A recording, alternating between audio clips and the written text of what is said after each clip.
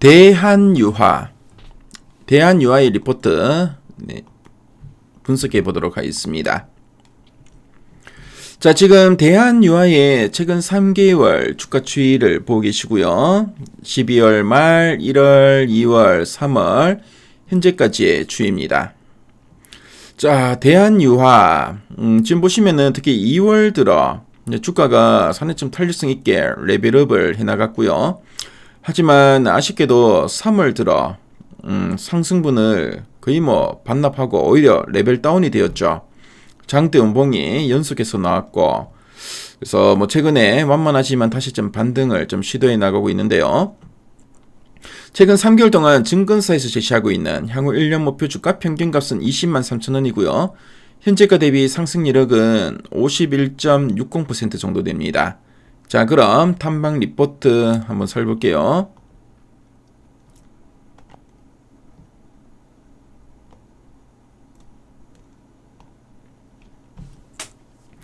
자, 대한유화 연초 이후 목표가 제시 추이를 보면 20만원에서 22만원 정도 좀 제시가 되고 있고요. 가장 최근에 리포트 제목을 보니까 2026년 나프타 프리미엄 복병을 만나다 라고 되어 있습니다. 자, 그럼 이게 어떤 내용이 있나 핵심 내용 한번 보도록 할게요. 자, 그럼 대한유화가 어떤 회사인지 한번 설명해 드리도록 하겠습니다. 자, 대한유화는 우리가 일상생활에서 매일 쓰는 비닐이나 플라스틱 용기, 파이프 등을 만드는 데 필요한 기초 화학 원료를 생산하고 있는 전통적인 석유화학 기업이라고 보시면 되겠습니다. 그래서 원유에서 뽑아낸 나프타라는 물질을 펄펄 끓여서 다양한 화학 제품을 만들어내고 있는데요. 자, 이 대한유화의 가장 큰 특이사항이 뭐냐면은 다른 대형 화학사들이 배터리나 바이오 등 여러 한눈을 팔 때 오로지 대한유화는 석유화학 한 우물만 깊게 판 순수 화학업체라는 점입니다. 비록 화학산업의 경기에 따라 실적이 롤러코스터를 타는 경향이 있었는데요. 하지만 최근에는 전기차 배터리 분리막에 들어가는 특수 플라스틱 소재 분야에서 세계적인 경쟁력을 인정받으면서 새로운 무기를 장착한 뚝심 있는 기업이다 라고 보시면 되겠습니다. 자, 그럼 두 줄 요약 부분 한번 보도록 할게요. 첫 번째 포인트입니다. 나프타 프리미엄 상승으로 실적 회복 지연이라 되어 있습니다. 그래서 나프타가 뭐냐면은 플라스틱을 만드는 가장 기본이 되는 원재료입니다. 비유를 하자면 빵을 만들 때 쓰는 밀가루라고 생각하시면 되겠고요.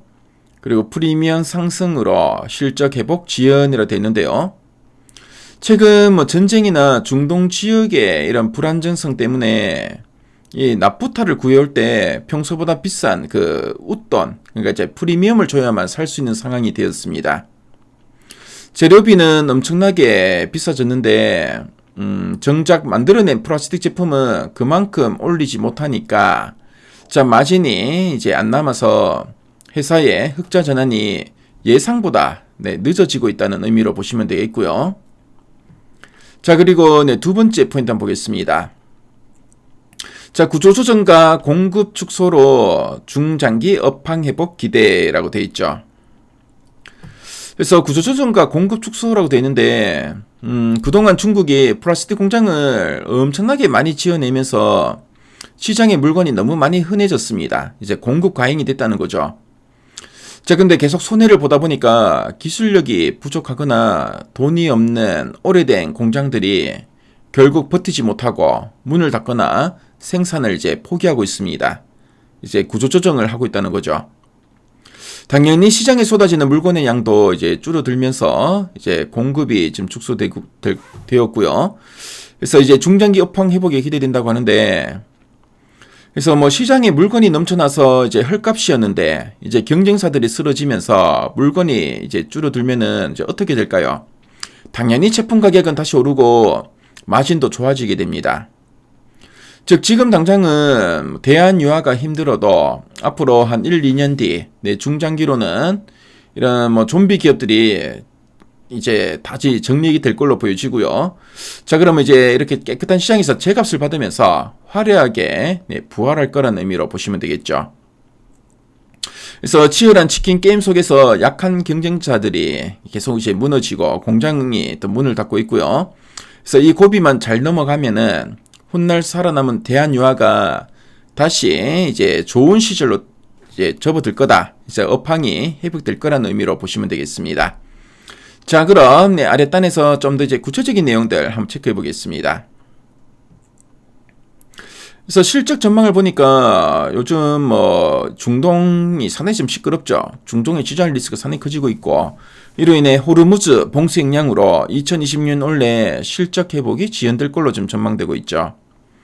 그래서 영업이익은 701억 원으로 증가하지만 기대치보다는 좀 하회할 거다. 크게 하회할 거다라고 좀 전망하고 있습니다. 특히 나프타. 나프타가 상당히 뭐 프리미엄 붙으면서 웃돈을 붙으면서 이제 급등하고 있고, 원가 부담이 크게 확대되고 있고, 그래서 이제 2분기 적자 전환 가능성도 있고, 그래서 짧게 볼 때는 이런 실적 변동성이 상당히 확대될 거다라는 이야기 나옵니다. 자, 그렇지만 이 S를 통해서 이제 원료를 안정적으로 공급받으면서 그래도 가동률을 어느 정도 방어할 걸로 보여지고요. 그리고 경쟁사 대비 상대적 좀 안정성을 좀 확보할 거다라는 이야기 쭉 나오죠.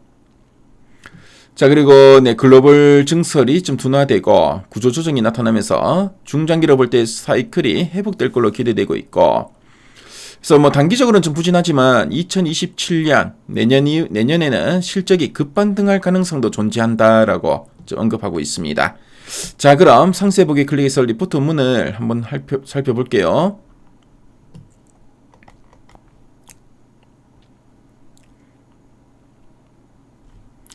자, 리포트 문을 보시면은 올해 예상 영업이익은 701억 원인데 회복이 좀 지연되고 있다라고 되어 있고, 특히 중동에 특히 이란을 중심으로 한 이 지정 리스크가 이제 확산되면서, 자, 호르무즈 봉쇄에 그 음령이라 되어 있죠. 그래서 호르무즈, 그래서 중동 리스크로 인해서 원재료인 나프타 가격 상승이라는 이런 악재로 상당히 좀 악영향을 좀 받고 있다라는 이야기 나오고 있습니다.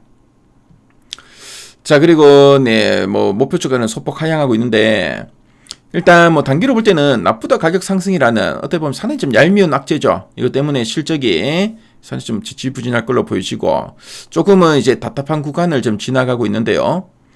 하지만 글로벌 화학 시장에 이런 뼈아픈 구조 조정이 이미 시작이 되었고, 쏟아지던 골칫거리 물량이 좀 줄어들고 있습니다.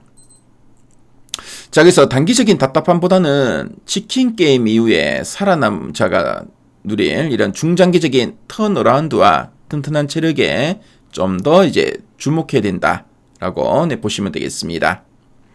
자, 그래서 지금 보시면은 관련된 뭐 자료들, 그림이나 표와 그래프 자료도 잘 정리되어 있죠. 그래서 대한유화 관련해서 좀 더 알고 싶은 분들은 미래 가이드에 들어오시면은 이 리포트 원문 무료로 보실 수 있으니까요. 꼭 한번 참조해 보시면 좋을 것 같네요.